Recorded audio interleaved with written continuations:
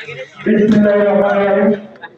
সুপ্রিয় মহান রাব্বুল আলামিনের দরবারে দরুদ ও সালাম বিশ্ব মানবতার মুক্তিযোদ্ধা হুজুর পাক সাল্লাল্লাহু আলাইহি ওয়াসাল্লামের উপরে।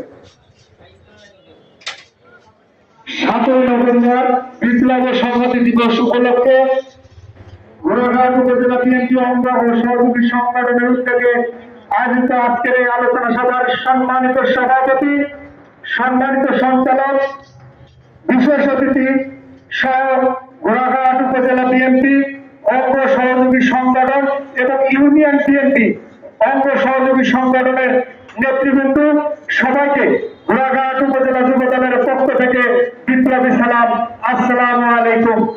অন্য ধর্মের ভাইদের জন্য ঘোড়াঘাট উপজেলা যুবদলের পক্ষ থেকে শুভেচ্ছা। প্রিয় ভাইয়েরা আমার, 1975 7ই নভেম্বর বাংলাদেশের সেনাপ্রধান গৃহবন্দী। কিছু বিপদগামী সেনা সদস্যরা বাংলাদেশের সেনাপ্রধানকে গৃহবন্দী করে রেখেছে। এই বিষয়টি সেই সময় সাধারণ মানুষ স্বাভাবিকভাবে মেনে নিতে পারে নাই, সাধারণ সিপাহীরা।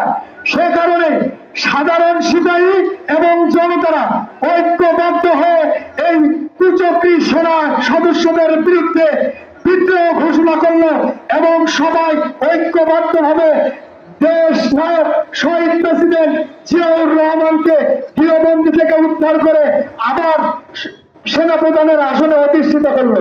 প্রিয় ভাইরা আমার, 1975-এর 5ই আগস্ট সাধারণ জনতা এবং সিপাহীরা আমাদের নেতাকে মুক্ত করলো। এখানে কিভাবে মুক্ত করলো? একতাবদ্ধ শক্তির মাধ্যমে, ঠিক কিনা? যদি সিপাহী এবং সাধারণ জনতা ঐক্যবদ্ধ না হতো তাহলে কি আমাদের নেতা তাই হতো? 7ই নভেম্বর এমন একটি গুরুত্বপূর্ণ দিন। 7ই নভেম্বর না হলে বিএনপির জন্ম হতো না। ভাইয়ের আমার, বিএনপির প্রতিষ্ঠা বার্ষিকীর চাইতেও গুরুত্বপূর্ণ দিন হচ্ছে 7ই নভেম্বর। 7ই নভেম্বরের চাইতেও গুরুত্বপূর্ণ দিন হচ্ছে 26শে মার্চ। শহীদ প্রেসিডেন্ট জিয়াউর রহমান যদি ঘোষণা না করতো স্বাধীনতার, তাহলে 7ই নভেম্বর ঘটতো না, বিএনপির জন্ম হতো না।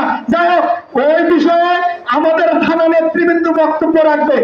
আগামীতে সংসদ নির্বাচন, ঠিক কিনা?